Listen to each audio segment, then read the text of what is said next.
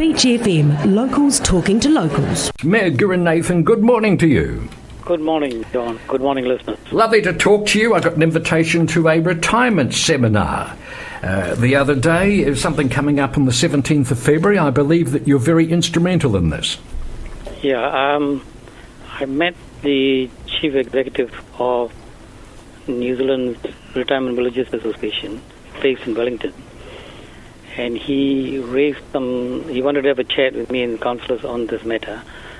And I said, look, why don't we just package it up so that we can have a good session or forum on this value of retirement villages or the retirement industry for Kapiti, because historically they've been a significant part of our employment profile and also the economic development profile. I think off the top of my head, they are worth about $600 million per year. If you add the multiplier effect to that, yes, I can confidently push for even a higher 900 million to 1 billion. I don't know. Of course, we never did get that survey of the economic impact of the retirement industry on Kapiti Coast that I think we were both pushing for at one stage.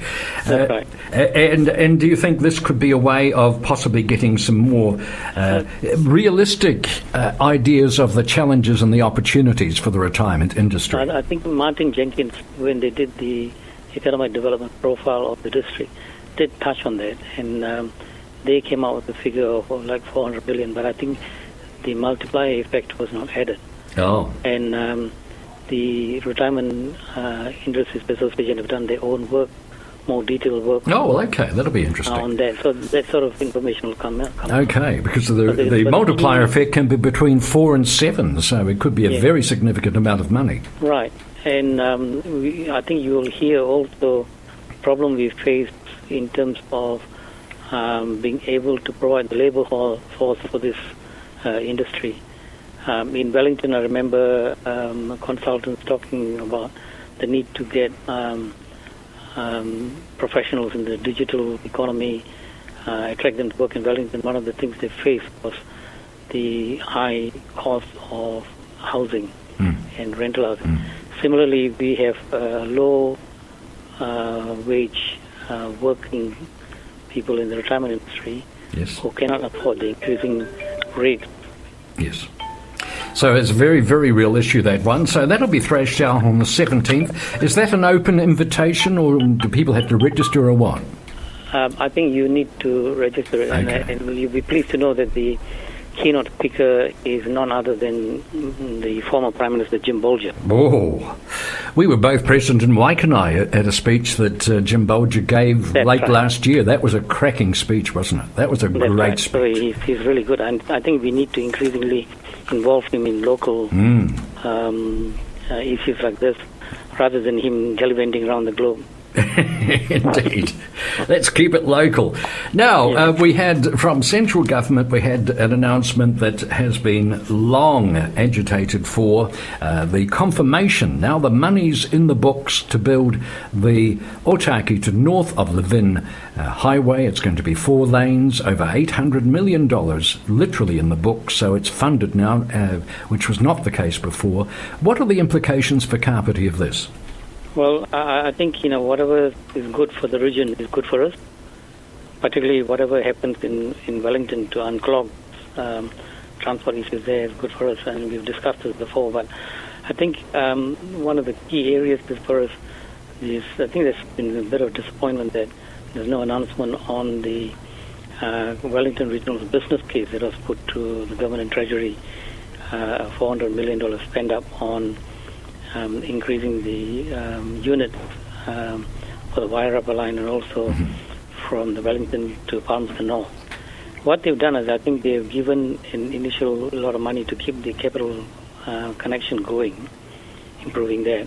But I think we, from what I understand, Greater Wellington region is still in conversation with the government about the other package of increasing the dual mode units, the ones that can run on the electricity line right up to Waikanai, and from there on switch to either battery operated or diesel powered, right up to Palmerston North. And running several times a day as well, which I think is the big thing. Times a day. I mean, that's the one that we want, really. All right, and I believe that announcement could be something like mid-year, so we look forward to that as well. Well, I mean, this is election year, and so if you drip feed stuff like this, it would be a good idea for them. So, but I'm asking people to write to the government to actually keep pressuring this. Keep pushing, righto, fair enough. We need those hybrid units. And the other thing that I've got to bring up is that on Friday we talked to the chair of the Waikanai Community Board, who was very upset. He delegated a member of the board to attend in his stead at a meeting that he did have rights to attend. That community board member was excluded from the meeting, and the chair took exception to that and said that Waikanai Community Board members were feeling like third-class citizens. Now, during your election campaign, you mentioned the word empowering a lot, and I know that you want to empower community boards. I asked the chair of the Waikanai board if he felt empowered, and he said that, well, so far he's not feeling the love. So do you know about the specific instance that upset him? Margaret Stevenson Wright, who we both know, a lovely, demure, inoffensive lady, excluded from a meeting, and also the general proposition of empowering community boards. Yeah. No, I think the question of empowering community boards is not a 100-meter sprint. It's a marathon. So the key first step is, which I've told the Waikanai Community Board members, is to look at your current delegatory powers and role and examine where we need to improve. So that's the first stage. It's no point delegating more powers to them if the current powers are not given, are not been exercised for it. But having said that, I think in that particular case that you mentioned of Margaret Stevenson Wright's being unable to attend the meeting, I mean, that's something I didn't know had happened. It was a staff decision, and even then I think there's been some confusion. And I totally support the fact that to empower community boards to fulfill their function as being advocates for community interests, there needs to be a very clear line of information coming to them. There's no point if they don't have the information, they cannot act on their behalf. Yes. So I think that's where the problem has been. Well, in that particular instance, will you follow up on that and make sure that... Definitely, because there are instances where in public excluded matters that come up that the high confidentiality nature of that may preclude community board members. Similarly, in briefings, highly confidential matters will preclude community board members, but it should be by exception.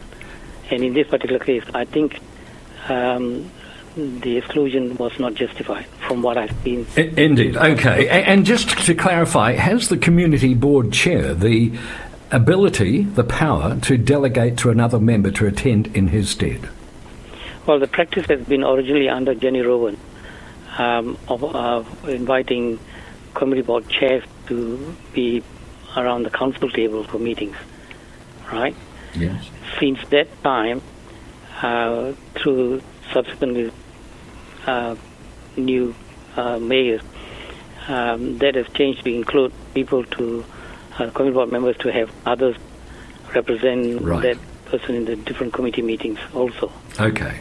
So it looks as if the delegation is there, and it's just a matter of education from here on in. But you must remember that I think one community board member raised the issue that the community board members are not members of the public, but they are also not under the Local Government Act. They are not committee members of the council or council members. So there are grey areas. But I think the ultimate aim of empowerment is to allow community boards to support council by raising issues that interest them. I mean, it's the mutual benefit that we gain out of it. It is just that the communication of that hasn't been clear enough. So I need to have a particular point in time the next month to have a clear workshop to sort this through. Okay. In the meantime, I think this issue of the ability to get the information and attend these briefings needs to be sorted with my staff. Now, I'd just like to examine this word empower, which you used a lot in your campaign.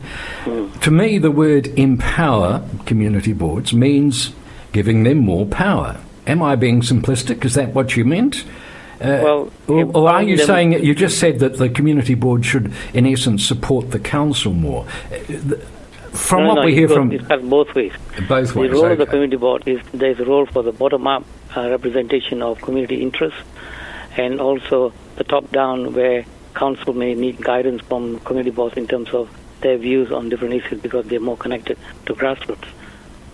Okay, so both ways, and you're saying there could be a workshop to sort this out within the next month or so. That's right.